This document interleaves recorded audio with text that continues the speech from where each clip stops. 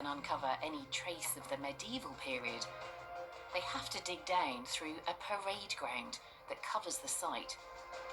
Evidence of another crucial part of the castle's long history.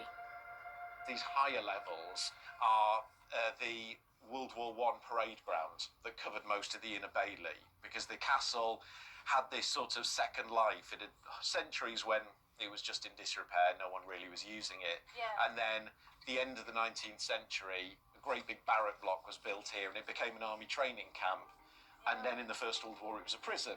So it's a fundamental part of the castle story. In 1916, 2 years after the outbreak of World War I, men between the ages of 18 and 41 were conscripted into frontline military service. But some refused to bear arms, objecting on religious, moral, or political grounds. They were called conscientious objectors. Some were detained here at the castle, where they were then given the option to work in support roles, like cleaning and catering.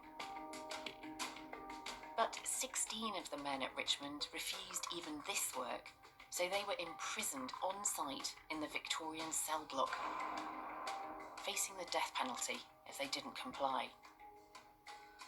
Astonishingly, there's a record of their personal thoughts that can still be seen in these cells. The writings and drawings are so delicate that changes in humidity would cause damage, but I've been given special access to see them. This cell's just extraordinary.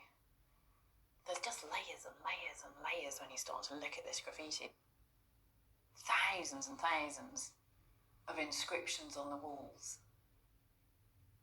And in amongst them, the thoughts of these conscientious objectors. Lots of quotes from the Bible, that religious impetus for conscientious objection coming through. But there's also a link with socialism too. There's something wrong with the working man who's not a socialist. He says there, this is crucial and powerful. You might just as well try to dry a floor by throwing water on it as try to end this war by fighting.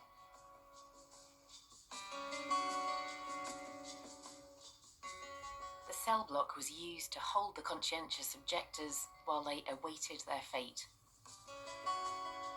Kevin Booth is in charge of preserving these delicate walls. It's a real damp and oppressive atmosphere in here. What would it have been like back in the First World War? They had just bedboards for the night time, and they were removed during the day. So they have essentially this empty cell. But it is undoubtedly a grim space. There is no heating. This is their expression, I suppose. This is where they let out their emotions on the wall of these cells. And it is their way, in a way, I suppose, of just documenting their emotions, their beliefs, and the very fact that they were here. On the 29th of May 1916, the conscientious objectors imprisoned here were transported to France and effectively forced into active service.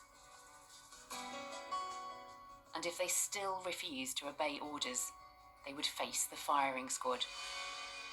So they knew that what they were doing, they knew their resistance could end up with them losing their lives. Did they?